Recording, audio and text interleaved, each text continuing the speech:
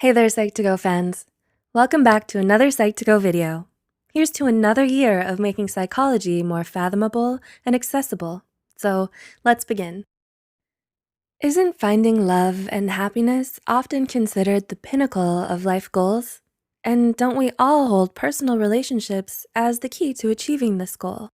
In fact, research supports that the most important determinant for a person's happiness is the quality of their relationships. We spend years trying to figure out where our hearts belong, and when we finally know the answer, we sometimes can't help but run away in fear.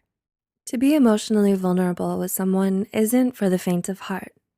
Having a fear of intimacy is perfectly understandable, especially if you have a history of failed relationships and emotionally distant or absentee parents. It leads us to pushing away those we love most, often without meaning to. We constantly doubt the stability and security of our relationships.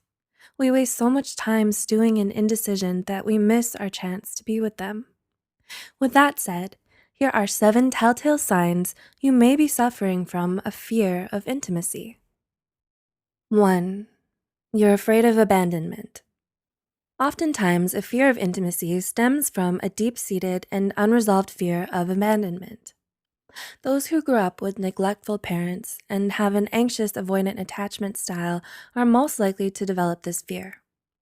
With this fear at the back of your mind, you learn to adopt a positive view of yourself, but a negative view of others, thinking the only person I can ever truly count on is myself.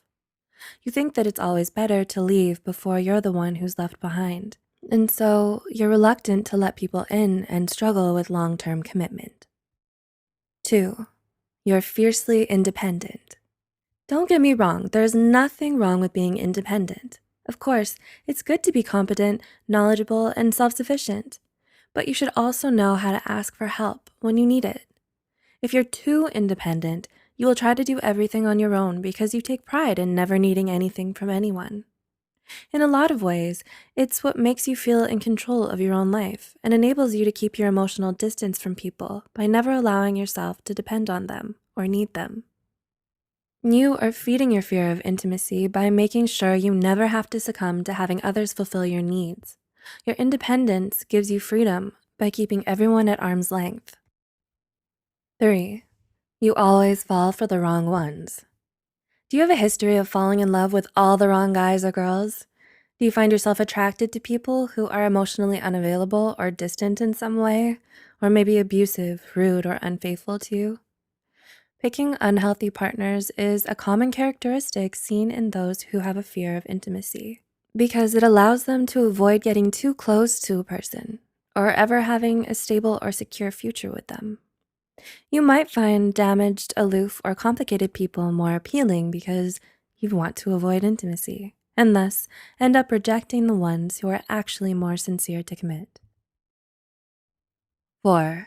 You tend to be flaky. Being flaky means to be inconsistent in our behavior towards others. So when people get too close to you, your first instinct is to push people away. Do you sometimes ghost your friends after spending a lot of quality time with them? Have you ever opened up to your partner about something deep and personal, but then stopped calling and talking to them for a few days? These behaviors show that having an honest emotional connection with someone scares you. So you try to keep your distance and stop yourself from getting too attached to them. Since they have come too close for your comfort, you run in the opposite direction to nullify any budding connection and to keep yourself from getting hurt. 5. You're a perfectionist. It's normal to want the people you love to think well of you, but you shouldn't try to show them the perfect version of yourself only all the time. If you're a perfectionist, chances are you'll have a hard time letting others see your shortcomings and your flaws. You're afraid you'll be rejected because of them, or maybe you don't even want to admit to yourself that you have them. You tend to intimidate people by always putting up a perfect front, making others reluctant to approach you as they find it hard to match your level. This facade keeps everyone at bay, but it's important that you learn how to be open and vulnerable with the people you care about, and that you trust them enough to let them see your flaws. 6. You're a workaholic.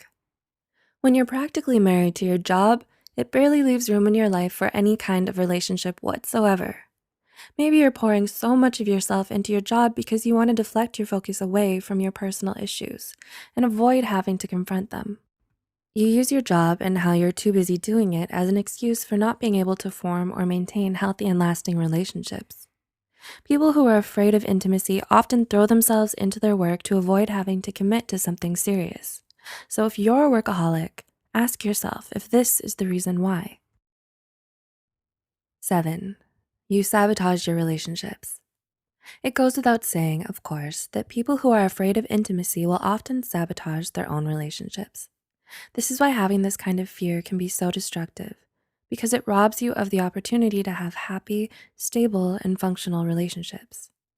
You may be doing it unknowingly by failing to communicate well or not expressing your feelings to others, or you might be deliberately doing things you know could hurt or upset the ones you love. In fact, studies show that people who cheat on their partners often do so because they have a fear of intimacy. While it's easy to see why being afraid of intimacy and commitment can keep us from being happy, it's harder to change when we're already so set in our ways.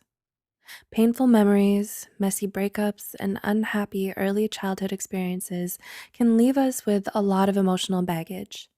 We'll likely have to work through for years to come, but it doesn't always have to be that way. There's no need to let these negative experiences define you and keep haunting you for the rest of your life. With diligence and support, you have the power to overcome your fear of intimacy and commit to a healthy, emotionally fulfilling relationship. The first step, however, is to simply recognize the signs. Did you find yourself nodding along to any of these signs? If so, are you ready to commit to breaking the vicious cycle now that you realize how truly damaging it could be? Did these points clarify the reasons for your fear? Do let us know in the comments below, and don't forget to share with those who might benefit from this video. As always, thanks so much for watching.